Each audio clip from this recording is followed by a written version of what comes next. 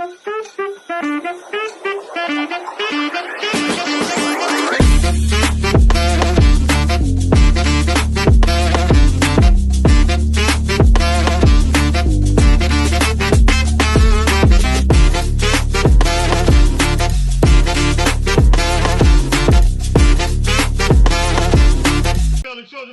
up, man? USCJ here. It's the top of the morning.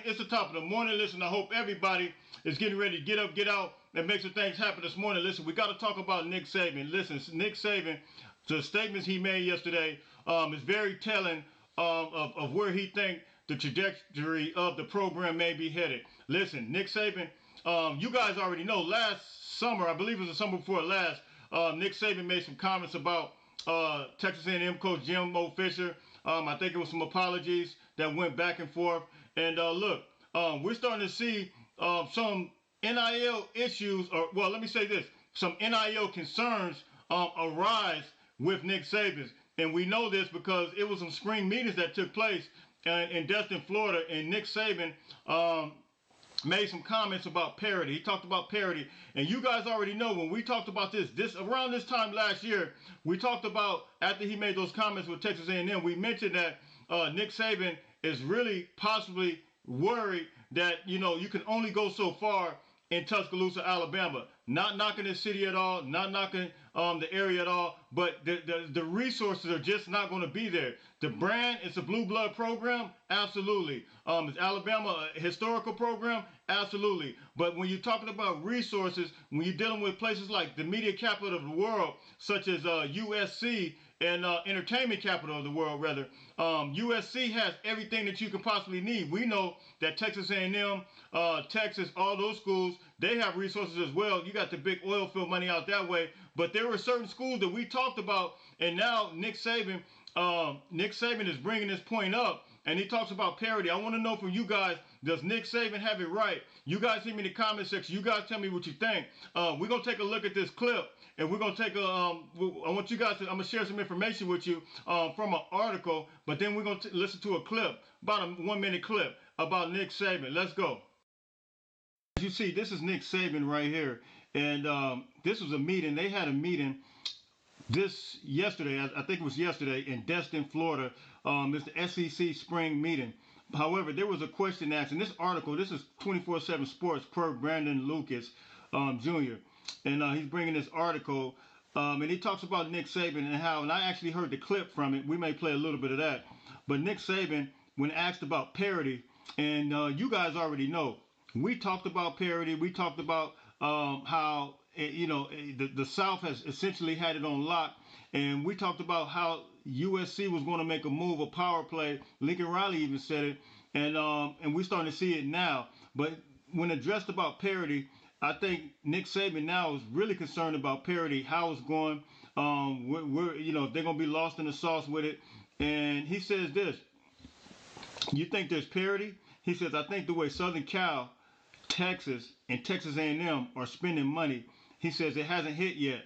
And then he says, so last season, you guys got to remember what Saban said about Texas A&M coach Jimbo Fisher. He said the Aggies, they actually held the #1 class last year, and you guys remember it was a big deal about that when Nick Saban made a statement about Texas coach Jimbo Fisher, and then I think he even made comments about Coach Prime or something like that about Travis Hunter going down to Jackson State. However, now this thing is really starting to hit. Look, it's only so far that you guys, you already know that you can go in Tuscaloosa, Alabama. There's not much out there.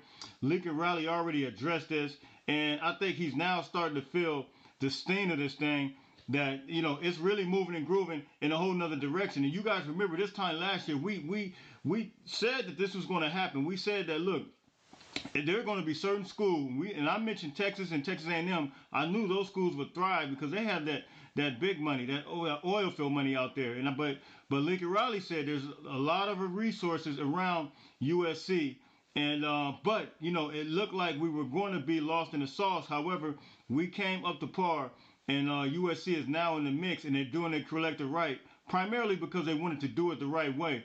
But USC has finally got on board with it the correct way. But now you're starting to see a surge from the schools that are going to be leading this thing, and USC happens to be one of them.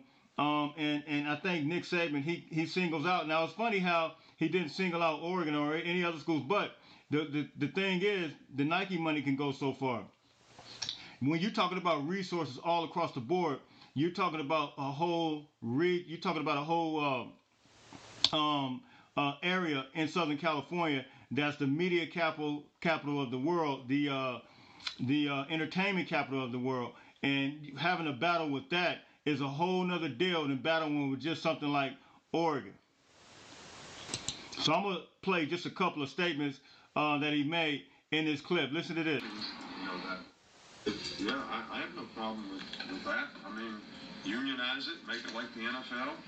I mean, if it's going to be the same for everyone, I think that's better than what we have now, because what we have now is we have some states and some schools in some states that are investing a lot more money in terms of managing their roster than others, and I think this is going to create a real competitive disadvantage for some in the future, and it's also going to create an imbalance in competitive nature of the sport, which that's not good for the sport. Everything they do in the NFL is to create what?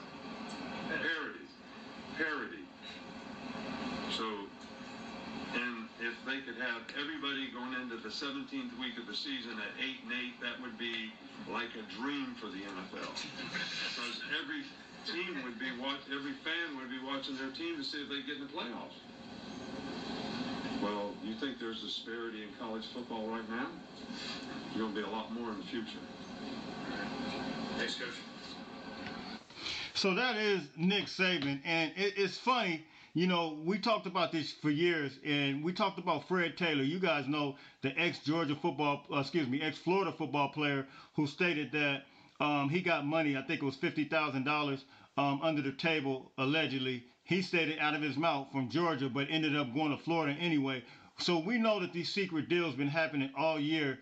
Forever.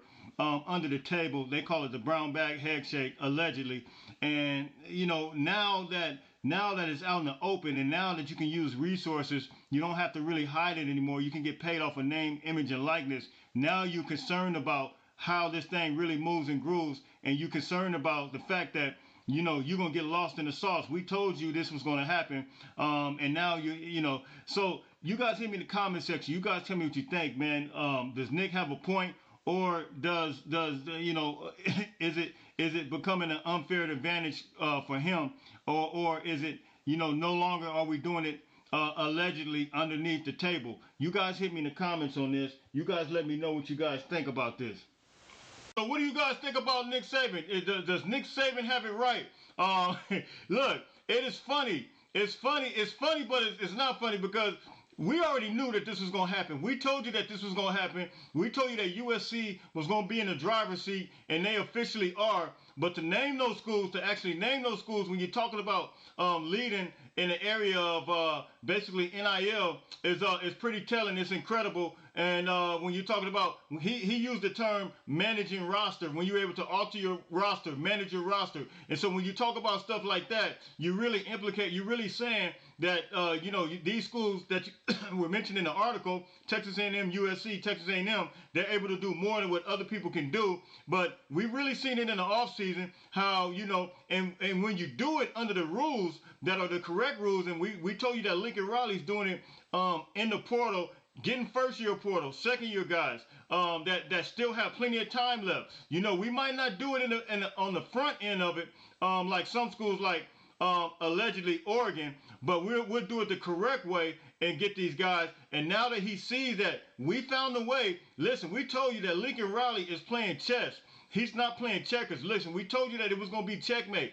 It is officially checkmate. And now that he's found the formula to really get these guys and really be able to utilize the NIL aspect of it and abide by the rules within the confines of the rules, listen, it is officially checkmate, and there's nothing they can do about it. Look, you guys hit me in the comment section. You guys tell me what you think. Look, you guys already know where you can find me. It's going to be UFCJ32 on Instagram, UFCJ32 on Twitter. Until later on, listen, everybody stay blessed. Continue to fight on, fight on, fight.